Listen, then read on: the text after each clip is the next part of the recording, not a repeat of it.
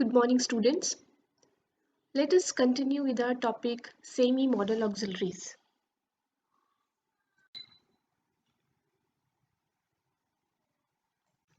Semi-modal auxiliaries we have four: dare, need, used to, and ought to.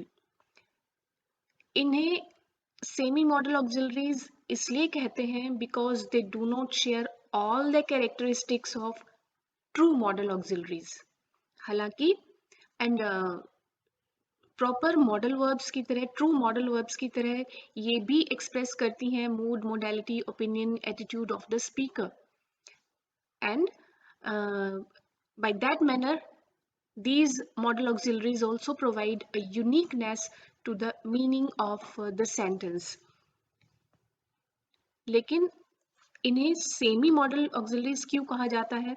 Dare and need are considered semi modal auxiliaries because they can also function as main verbs.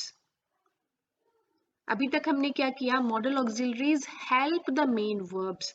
जितनी भी हमने 9 model auxiliaries की हैं वो sentence में speaker या writer के mood या मोडालिटी, ओपिनियन, एटीट्यूड या नजरिया या फिर यूनिकनेस प्रोवाइड करने के लिए true modal auxiliaries main verbs की हेल्प करती हैं.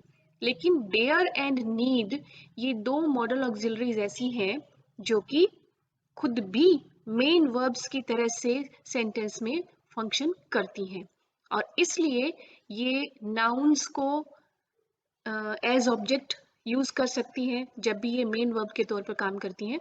इन्फिनेटिव्स भी यूज करती हैं and like main verbs they conjugate for person, tense and number. Means person के according कि फर्स्ट पर्सन है, सेकंड पर्सन है या थर्ड पर्सन है, या टेंस कि प्रेजेंट की बात हो रही है, पास्ट की बात हो रही है, फ्यूचर की बात होगी, एंड नंबर सिंगुलर और प्लूरल. इनके अकॉर्डिंग ये जो डेयर एंड नीड दोनों मॉडल ऑक्सिलरीज ये अपना स्वरूप भी चेंज करती हैं. लाइक पास्ट में हो तो needed, I need your help, जबकि true modal auxiliaries main verb की हेल्प करती हैं.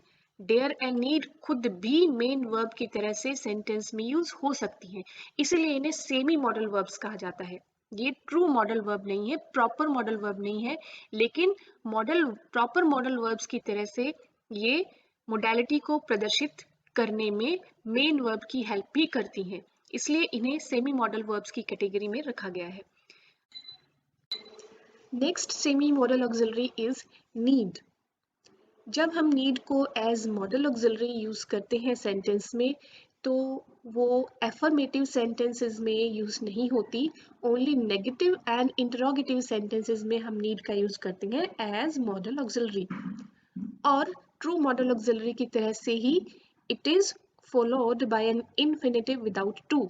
मतलब इसके साथ जो मेन वर्ब आएगी, जब हम नीड को मॉडल ऑक्सिलरी के रूप में यूज करते हैं सेंटेंस में तो ऑब्वियसली ये किसी मेन वर्ब की हेल्प करता है और main verb without to use होगा, टू इसके साथ में नहीं लगेगा और ना ही थर्ड पर्सन सिंगुलर के साथ में एस या ईएस की तरह से ये कुछ भी कॉन्जुगेट करेगा. नेगेटिव सेंटेंसेस यानी नहीं वाले सेंटेंस बनाने के लिए हम नीड को यूज करते हैं नोट के साथ में और इसका कॉन्ट्रैक्टेड फॉर्म होता है नीडंट, नीड नॉट, या कॉन्ट्रैक्टेड फॉर्म हम नीडंट कहेंगे. कि जब हम इस सेमी मॉडल ऑक्सिलरी को नॉट के साथ में यूज करते हैं तो जो उस समय ये जो मोडालिटी या नोशन एक्सप्रेस करता है वो है लैक ऑफ ऑब्लिगेशन और लैक ऑफ नेसेसिटी, यानी बाध्यता या अनिवार्यता का नहीं होना, उसकी आवश्यकता नहीं है, तो उसे उस समय हम नीड नॉट या नीडंट का यूज करते हैं. नॉट के अलावा भी इसकी पेयरिंग हम नेगेटिव वर्ड या फ्रेजेस होते हैं never, no one, nothing etcetera, इनके साथ में भी नीड का यूज होता है और इनके इस तरह से हम नेगेटिव सेंटेंसेस बना सकते हैं और मीनिंग या जो उसमें जो एटीट्यूड यही रहेगा, लैक ऑफ ऑब्लिगेशन और lack of necessity. Let us take up the examples. You needn't worry about me. आपको मेरे बारे में चिंता करने की आवश्यकता नहीं है, यहाँ पर नीडंट या नीड नॉट, तो here there is absence of necessity, यहाँ पर अनिवार्यता नहीं है इसलिए नीड के साथ में नॉट का यूज किया। शी नीडंट वर्क हार्ड, उसे बहुत कड़ी मेहनत करने की आवश्यकता नहीं है, यहाँ पर भी लैक ऑफ नेसेसिटी है, एब्सेंस ऑफ नेसेसिटी है। You need not work today, आज आपको काम करने की आवश्यकता नहीं है, जरूरत नहीं है या बाध्यता नहीं है कि आज आप काम करोगे ही। Next, no one need know about this, अभी हमने किया कि हम नीड नॉट के साथ में कॉन्ट्रैक्टेड फॉर्म नीडंट यूज करते हैं और नॉट के अलावा भी इसके पेयरिंग नेवर, नो वन या नथिंग के साथ में करते हैं, और इस सेंटेंस में no one need know about this. Just हमने किया था कि नीड का यूज जब हम करते हैं तो it is followed by an infinitive without to, infinitive without to, और इसके साथ में एस या ईएस का यूज नहीं होता।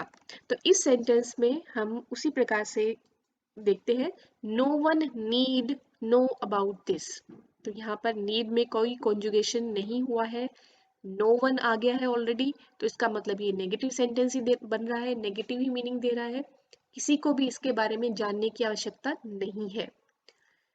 He needn't have called, I told him I would be late. He needn't have called, I told him I would be late. कि मुझे उसे कॉल करने की जरूरत नहीं थी, ये पास्ट की बात हो रही है, needn't have called। जब हम need not के साथ में have and थर्ड फॉर्म का यूज करते हैं तो इसका मतलब ये है कि कोई ऐसा कार्य हुआ जिसकी आवश्यकता नहीं थी, फिर भी वो हुआ। Okay, so he needn't have called, I told him I would be late, मैंने उसे बताया था कि मैं लेट हो जाऊंगा, उसे कॉल करने की जरूरत नहीं थी।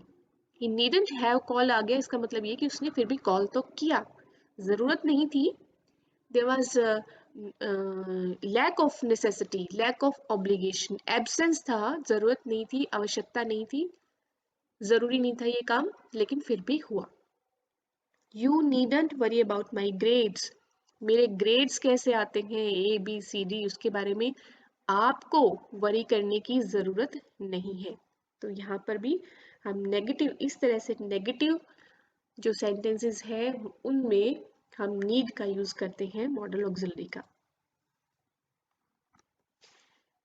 इंटरोगेटिव सेंटेंसेस में भी हम नीड का यूज करते हैं, सिर्फ उसमें पोजीशन चेंज हो जाती है, सब्जेक्ट से पहले नीड आ जाता है और उसके अलावा नीड में कोई भी चेंज नहीं आता, मीन्स ना कोई एस या ईएस तरह से कुछ भी नहीं लगता है, और वर्ब अपने बेस फॉर्म में ही रहती है जब हम नीड को एज मॉडल ऑक्सिलरी यूज करते हैं। नीड वी बी कंसर्न्ड, क्या हमें इसके बारे में सोचने की जरूरत है, चिंता करने की जरूरत है। Need I go to the market later, क्या मुझे बाद में मार्केट जाने की जरूरत पड़ेगी। देखो यहाँ पर जो नीड है एज मॉडल ऑक्सिलरी यूज हो रहा है, मेन वर्ब नहीं, हमने किया था कि नीड मेन वर्ब के तौर पर भी यूज होता है और एज मॉडल ऑक्सिलरी भी यूज होता है। यहाँ हम अभी इसे एज सेमी मॉडल ऑक्सिलरी ही पढ़ रहे हैं, तो इसका यूज उसी प्रकार से कर रहे हैं। नीड आई कम अगेन, क्या मुझे फिर से आने की जरूरत है। Next, need I go now, क्या मुझे अब जाना चाहिए, मुझे अब जाने की जरूरत है। नीड वी रिजर्व सीट्स, क्या हमें सीट्स को रिजर्व करने की, सीट्स को आरक्षित करने की आवश्यकता है। Need I wait any longer, या थोड़ा और इंतजार करने की जरूरत है मुझे। तो क्वेश्चन वाले फॉर्म में, क्वेश्चन वाले सेंटेंसेस में हम नीड का यूज ऐसे करते हैं कि जस्ट सब्जेक्ट से जस्ट पहले हम नीड का यूज करते हैं, जैसे नॉर्मली हम हेल्पिंग वर्ब यूज करते हैं सब्जेक्ट से पहले, या मॉडल्स में यूज करते हैं सब्जेक्ट से पहले, उसी तरीके से हम नीड जो मॉडल ऑक्सिलरी है उसे भी सब्जेक्ट से पहले यूज करके इंटरोगेटिव सेंटेंसेस को फॉर्म कर सकते हैं। यहाँ तक था नीड का एज मॉडल ऑक्सिलरी या as semi modal auxiliary use. क्योंकि हमने किया कि need as a main verb भी यूज होता है, तो एक्चुअली जो मोर कॉमन यूज है वो नीड का एज ए मेन वर्ब ही है, और जब ये मेन वर्ब की तरह से सेंटेंस में यूज होता है तो ऑब्वियसली वो कॉन्जुगेट भी करेगा पर्सन के हिसाब से, और ये कॉन्जुगेट करेगा टेंस के हिसाब से। पर्सन मीन्स अगर थर्ड पर्सन सिंगुलर है तो एस या ये एस लगेगा इसके साथ में, एंड टेंस है तो इसका मतलब ये है कि पास्ट टेंस में भी ये चेंज हो जाएगा नीडेड। और अगर क्वेश्चंस बनाने हैं या नेगेटिव्स बनाने हैं तो डू, डज, डिड, ये जो हेल्पिंग वर्ब्स हैं इनका भी यूज नीड लेता है जब ये मेन वर्ब की तरह से सेंटेंस में यूज होता है। और as a main verb need can be followed by nouns, noun phrases, pronouns, gerunds और infinitives। यहाँ एग्जाम्पल्स है as main verb के, तो हमें दोनों में डिफ्रेंशिएट करना है, कंफ्यूज नहीं होना है कि कहाँ पर need as a modal auxiliary use हो रहा है और कहाँ as main verb यूज हो रहा है। So in these sentences he needs, क्योंकि s लग गया है तो इसका मतलब ये यहाँ need as main verb use हो रहा है। he needs that report by tomorrow, कल तक उसे इस रिपोर्ट की जरूरत है। as modal auxiliary we have done that need का use only negative and interrogative sentences में होता है, लेकिन मेन वर्ब में हम देखेंगे कि तीनों ही तरीके से इसका यूज होता है। does she need to know where the house is, interrogative sentence, क्या उसे ये जानने की जरूरत है घर कहाँ पर है। अभी हमने प्रीवियस स्लाइड में हमने देखा कि जब हम नीड के साथ में क्वेश्चन वाला सेंटेंस बना रहे हैं तो need we be concerned, need, लेकिन यहाँ ये मॉडल ऑक्सिलरी है, और जब हम इसे मेन वर्ब की तरह से यूज कर रहे हैं तो ये हेल्पिंग वर्ब यूज कर रहा है नीड अपने साथ में। मॉडल ऑक्सिलरी में ये खुद एक हेल्पिंग वर्ब होता है, लेकिन मेन वर्ब में इसे एक, जब ये मेन वर्ब होता है तो इसे खुद नेगेटिव या इंटरोगेटिव सेंटेंस बनाने के लिए हेल्पिंग वर्ब की जरूरत होती है। इस सेंटेंस में डज, क्योंकि थर्ड पर्सन सिंगुलर यहाँ सब्जेक्ट है तो इसके साथ में डज लगाना है, और क्योंकि इंटरोगेटिव सेंटेंस है तो सब्जेक्ट से पहले हेल्पिंग वर्ब आएगी और उसके बाद में मेन वर्ब आएगी। Does she need to know, यहाँ पर देखिए टू भी यूज हुआ है, टू इन्फिनेटिव मीन्स वर्ब के साथ में टू, जबकि मॉडल्स में टू ना तो मॉडल वर्ब के पहले आता है और ना ही मॉडल वर्ब के बाद में।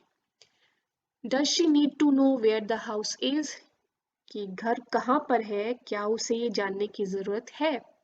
Next, you have plenty of time so you don't need to rush, again helping verb का यूज हुआ, नीड यहाँ पर मेन वर्ब है, तो आपके पास काफी टाइम है, प्लेंटी ऑफ टाइम है, इसलिए आपको बहुत जल्दबाजी करने की जरूरत नहीं है।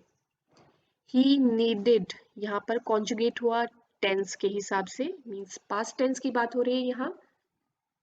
he needed a place to stay so I offered him one, उसे रहने के लिए थोड़ी जगह चाहिए थी तो इसलिए मैंने उसे ऑफर कर दिया।